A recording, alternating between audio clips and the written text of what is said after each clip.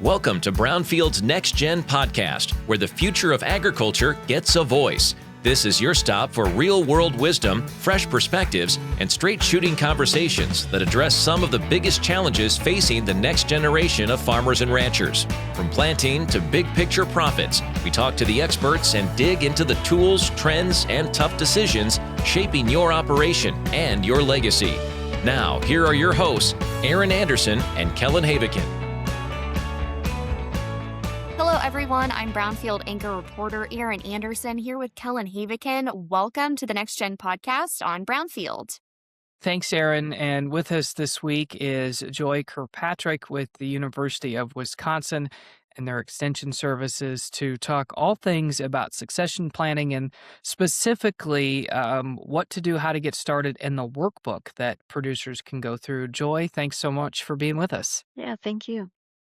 Joy, I think maybe a great way to start our conversation today is discussing the importance of the transfer of management from the owner generation to producers that are looking to take over. hmm Yeah, I think that is a key piece that a lot of times farms get really focused on transferring the assets, the the key pieces of, machinery or livestock or eventually land, and that's what they really want to talk about. But sometimes we forget about some of that management, some of that institutional knowledge that owner generation has that needs to be sort of transferred over.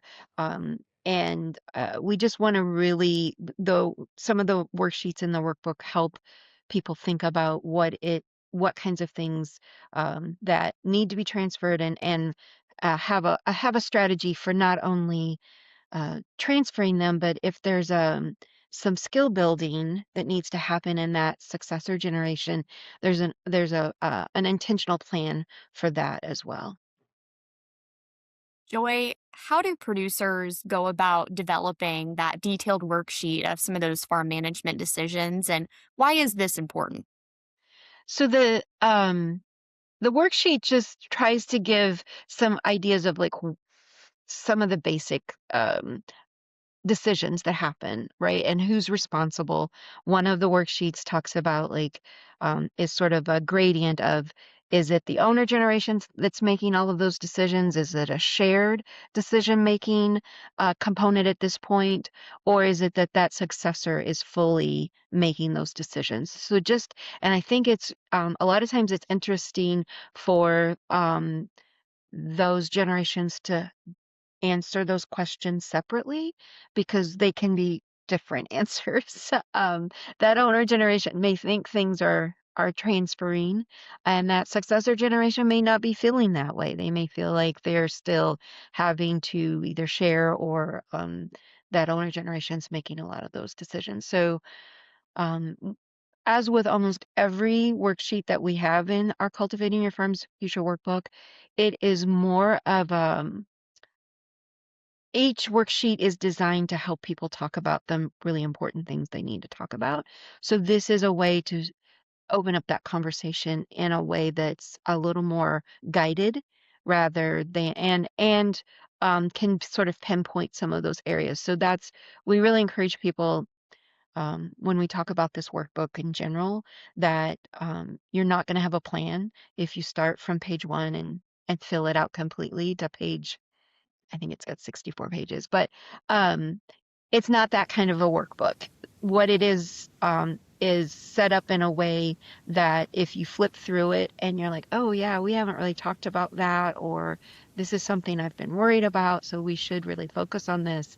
That worksheet kind of activates that idea, and then it's a way for somebody to say, I think we need to talk about this. Let's use this worksheet to sort of frame that conversation. So that workbook is different than a lot of other, like it's not going to have like places to record a lot of technical information. There are other programs and other things that help with helping farms get their information organized so that they can take it to the attorney or their accountant. This is really a way for people to organize and sort of record some of those really important conversations that sometimes don't happen. So that's a piece with that management component. Joy, I've skimmed through the workbook a few times, and it brings me back to college, thinking, "Oh my goodness, think about the homework assignment that families have to go through." But one interesting area that jumped out to me in the workbook is specifically section 2, and we'll link to this workbook in our show notes, so um, people can take a look at that. And it's the SWOT method, SWOT. Mhm. What is that? Why is that important? Tell us more. Yeah, so it's a very common strategic planning sort of tool, and what it does is gives people an opportunity to really evaluate their operation and their situation by looking at the strengths and weaknesses. So that's kind of looking internally at the farm and at the farm family, or who farm partners, if they're not related. And then, so thinking about what are our strengths and what are our weaknesses.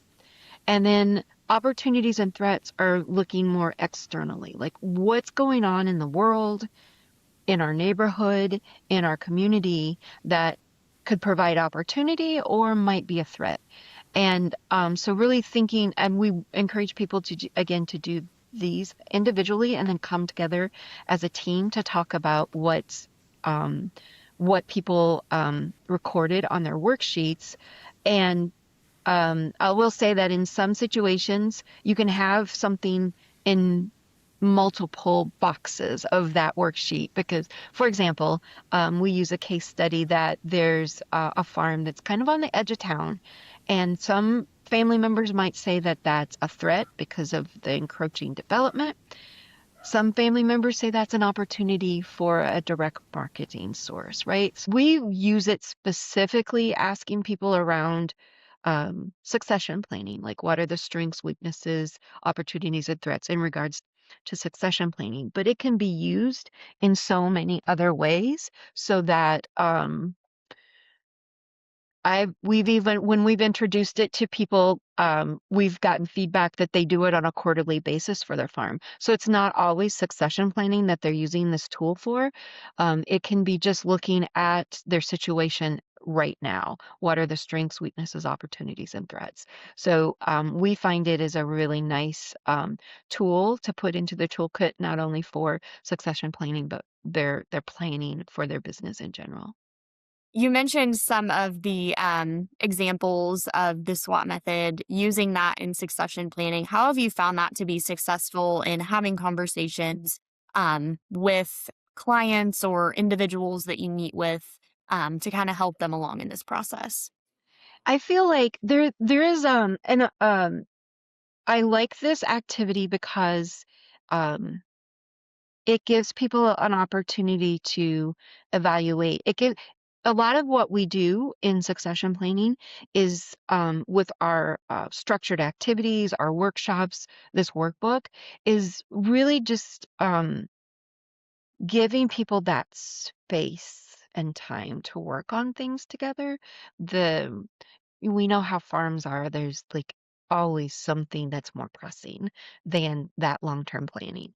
So if we can give them an activity or a worksheet that is an assignment before I come meet with them again, or it's an assignment in one of our workshops, then that gives them that permission of saying, this is the most important thing to work on right now. So in that regard, that again opens up those conversations. The SWOT analysis specifically gives people an opportunity to share what they're thinking around this tool so it does not feel as confrontational, right? A lot of what we find around succession planning can be so fraught with tensions that are unspoken, but it gives people an opportunity to talk about things um, with the business in a way that it's more of a conversation than the starting of an argument. So that I think is a lot of the goal that we have around this work.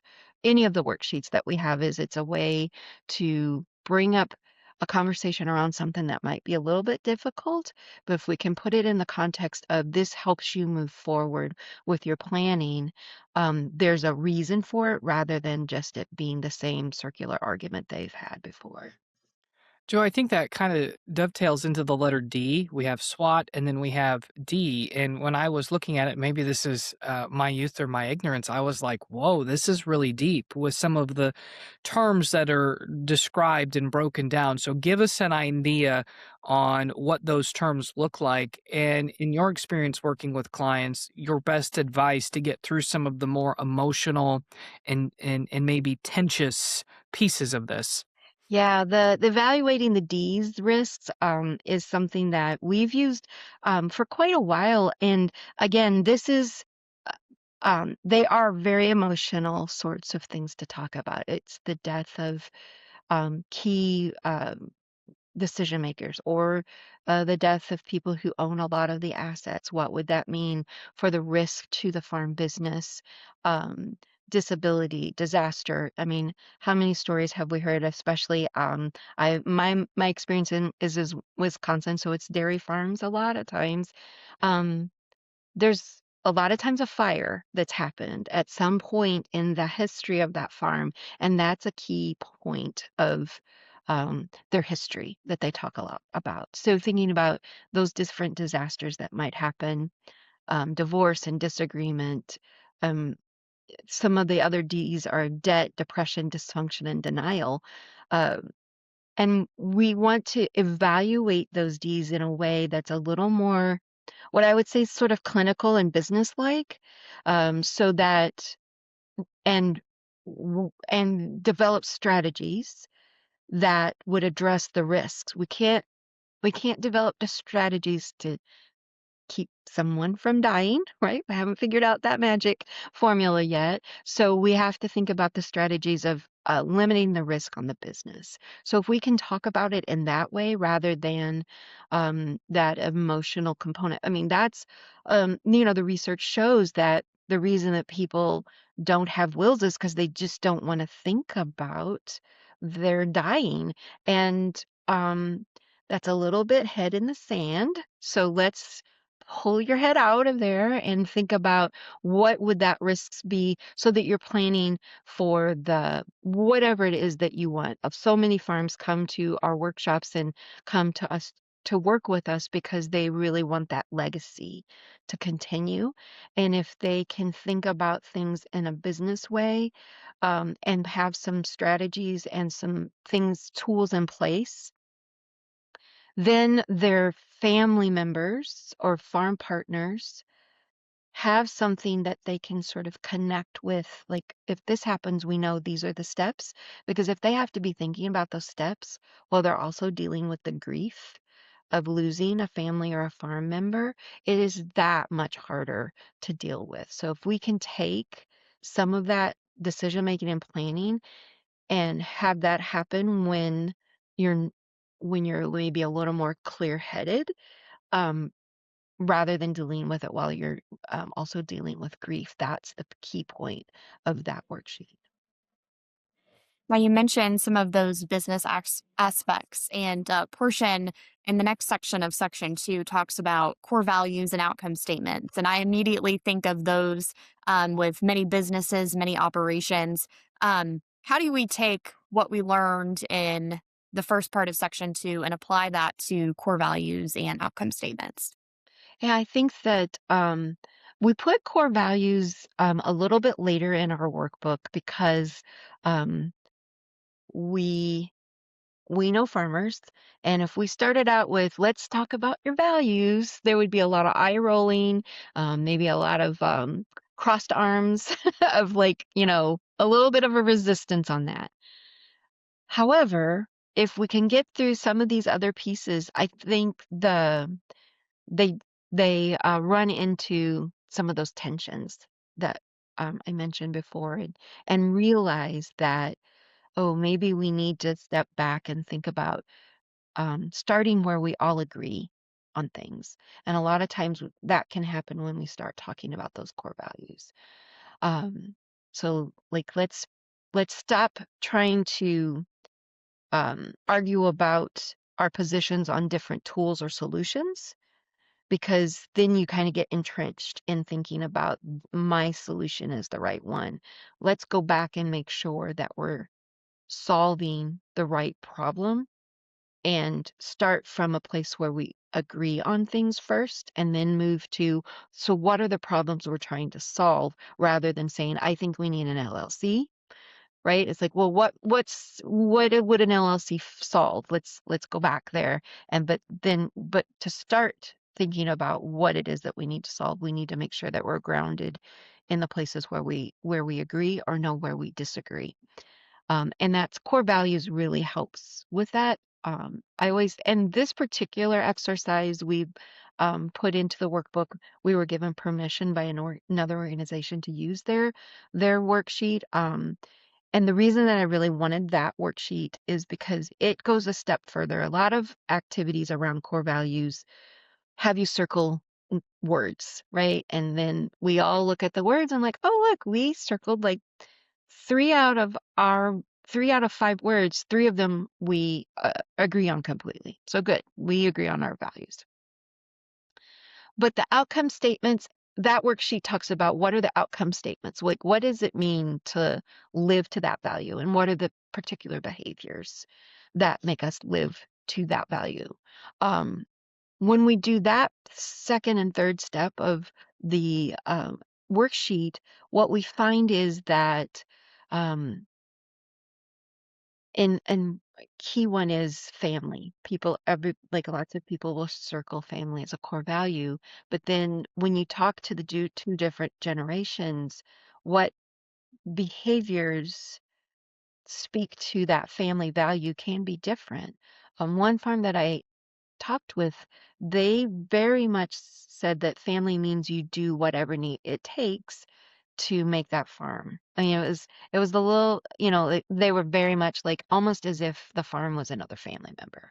Like everybody does what needs to happen for that farm to be where it needs to be.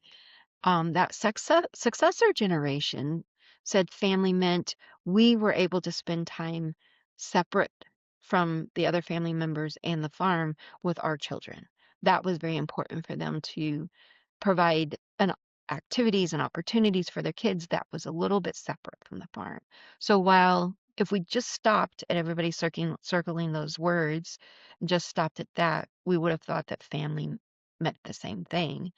When we dug a little deeper, it didn't. So I think that connecting the values to what your goals are and then what that means for your next steps is sort of that through line to making sure that everybody's understanding everybody's different positions. Joy, as we kind of wrap up our conversation, I want to I'm going to fast forward here. So we get through sections 1, 2, and 3. The workbook's finished.